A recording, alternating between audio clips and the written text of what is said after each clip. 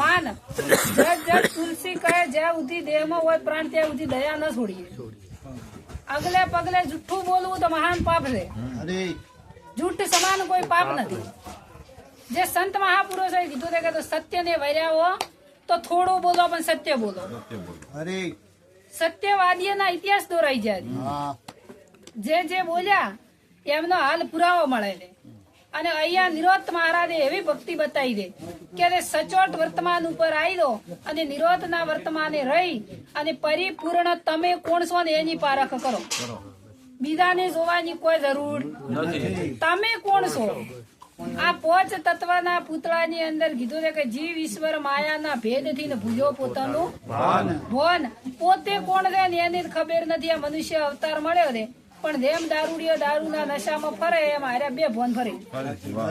એને કોઈ ખબર જ નથી કે અમે કોણ થઈ કે શું કરવા માટે આયા, શું કરી રહ્યા હતા. આ અંત સમય કીધું કે ચીઠી ફાટશે, અંતની વેળા થશે દાવાની, લોકો પોક મુકતા આવશે, ઘડી ખીચડી ખાશે તન ચમચી પોણી નથી પાવાની. સવારથની દુનિયા તો હાડખા લઈને હાલતી થવાની. સવારથની દુનિયા તો ઘડીકમાં ભૂલી જવાની. એકનો એક છોકરો હોય ને મરી જાય ને તો 4 મહિને બધું ભૂલી જાય. કોઈ કોઈનું નથી. તો તમારા માટે તમે શું કર્યું? ધન દોલત ગાડી લાડી બંગલા. પ્રથમ મનુષ્ય અવતાર મળે તો પોતપોતાના કર્મના આધીન બધું મળી ગયું. ધન ગાડી લાડી બંગલા બધું પોતપોતાના કર્મમાં હતું એ મળી ગયું. પણ સતત આ મનુષ્ય દેહ માત્ર માગવાનું મિલતો નથી. ચમ ક્યાં કરે કીધું હમણાં બેની વાણીમાં કે પથ્થર પહેરી પૂજા કરીને માગે ઘણી. એક 20 રૂપિયાનો નારિયેળ સડાવે ને 1.25 લાખની મોનતા લાવે. બોલે ગોડું હોય એટલે તમે ના લે તમારું એનું પેલું ન કરે. પણ આપણે આવી અંધશ્રદ્ધાઓથી મુક્ત છા નથી. અને ગુરુનો મહિમા શું છે એ આપણે જોઈનો નથી. જ્યાં સુધી ગુરુના ચરણમાં ન દો ત્યાં સુધી તમને તમારી પારખ ન પડે. આખા વિશ્વને ઓળખો પણ તમે કોણ છો ને એની પારખ ન પડે. અંદર આપણે આપણને ઓળખતા હોય બીજાનું ઓળખ. તમે કોણ છો એની પારખ કરો. ગીતાજીમાં કીધું કે હે અર્જુન ફક્ત ને ફક્ત મનુષ્ય બનીને તું તને જોણી કે તું કોણ છે એમ કીધું કે મનુષ્ય બનીને તું મને જોણી છે. ખૂબ એના સંત મહાપુરુષો એવું કીધું કે સતી તોરલ બોલી કે પાપ તારું પ્રકાશ જાડેજા ધર્મ તારો. એમ કીધું કે મારો ધર્મ અભાજે કે તમારો ધર્મ શું છે? મનુષ્ય માત્ર મળ્યો રે આપણે 9 મહિના સુધી માના ગર્ભવાસમાં ઊંધા મસ્તક એ કોરી નરકની ખોઈ નથી. અને એ બંધન માંથી છૂટ્યા અને ઓય આઈને બંધનમાં બેઠા. મૂળ તો બંધન નું બંધન કે બંધન. અને આ બંધન માંથી છૂટવું હોય ને તો સદગુરુ સિવાય કોઈ ના છોડાય. કોઈ કીધું કે મોટામાં મોટો ભય એનો જન્મ ને મરવું. અને સંત મહાપુરુષે કીધું કે જન્મ મરણ નો ત્રાસ છે ભારે છૂટી શકે મનુષ્ય ભૂલ્યો દવાર 84 મોત આવે ગુરુ વિના તન કોણ છોડાવે. જો આ મનુષ્ય અવતાર ભૂલી જા તો વારંવાર ફેર હાચ આવવાનો. આ અવતારમાં ભજન થઈ શકે. કોઈ ઢોરન કીધું કે તમે ભજન કરો, કોઈ કૂતરન કીધું કે તમે ભજન કરો. અને એ અંતર કોઈ નડે છે? ઢોરને કે કૂતરન કોઈ દાડો હોબ્યો કે ભૂવાઈ દોડાય એ બોજાય એવું અંદર આપણે ચમ બોધેલી આપણે જ નડે છે. આપે નડે છે એટલે ધીરે આપણને નડે. નકર ચમ એ નહીં નડતું. પણ આપણને ખબર નથી કે આપણે શું કરી રહ્યા છે. અને કોઈ કીધું કે રાધા હોય કે રંગ હોય પણ કરમ કોઈ છોડવાનું અને કરમ સિવાય કોઈ નડવાનું હોય. ખોટું કરો એ આપણને ખબર નથી. અને ખોટું કરી ભોગવવું ન પડે. સત્તા જોઈને સત્તા તો ખોટું કરો તો એનું કર્મ છોડે. અને છતાં આપણે જેટલી બધી બાઉદી કરે કે અમે તો મન ખાવતા નો અવતાર આવે એટલે અમારા જેવું તો કોઈ છે જ. પણ આ નોણી ગોમ આપણે નતા તોય હતું, આપણે સતોય છે અને આપણે નેવતોય હશે. આગળના જેટલાય ડુહાઓમાંથી જતા રહ્યા. આ તો રોમ કૃષ્ણ હાલ્યા તો આ સંસાર તો હાલી રહ્યો.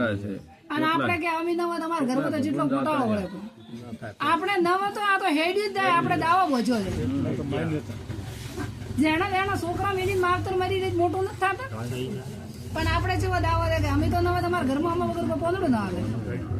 પણ આવા દાવા કોણ છોડાવે? તારી સંતોના ચરણે દો તારે તમે નથી તો આ તો જીવન ચાલ્યું દાવાનું છે.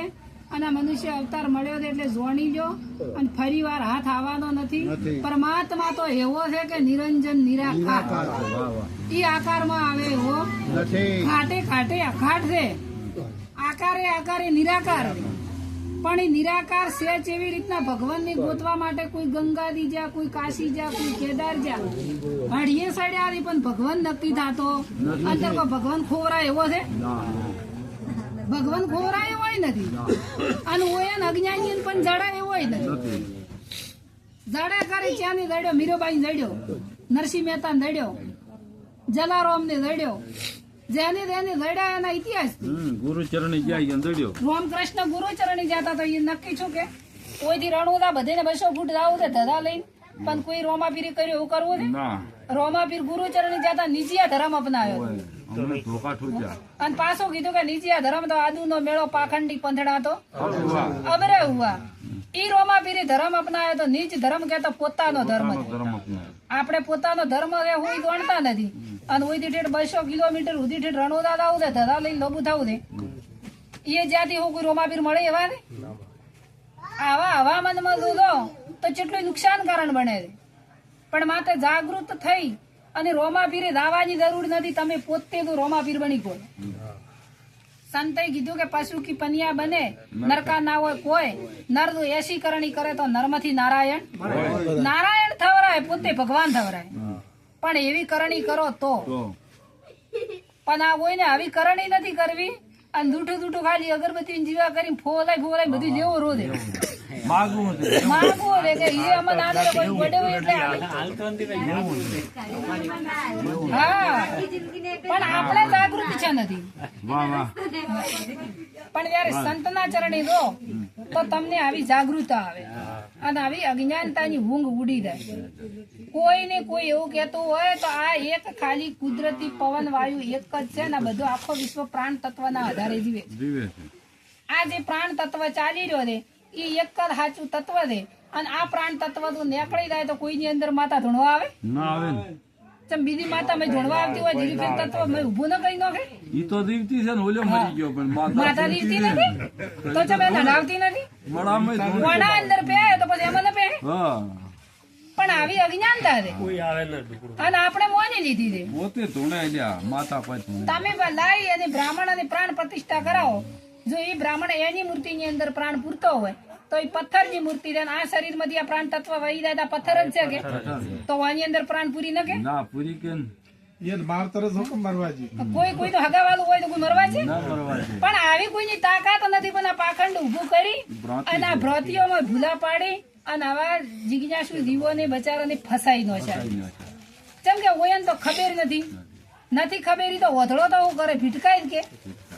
પણ જેની ગુરુના ચરણે જાતો આ કુટુંબને આ પરિવારને તો લાખો વાર ધન્યવાદ આલું છું, કારણ કે મારા ભક્તિનો સહારો બની અને મને તરવાનું નાવ મળ્યું.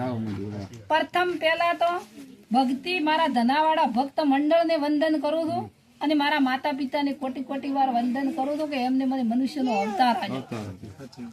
આ અવસર મને મળ્યો અને એ કારણથી આવા સંતોનો મને સહારો મળ્યો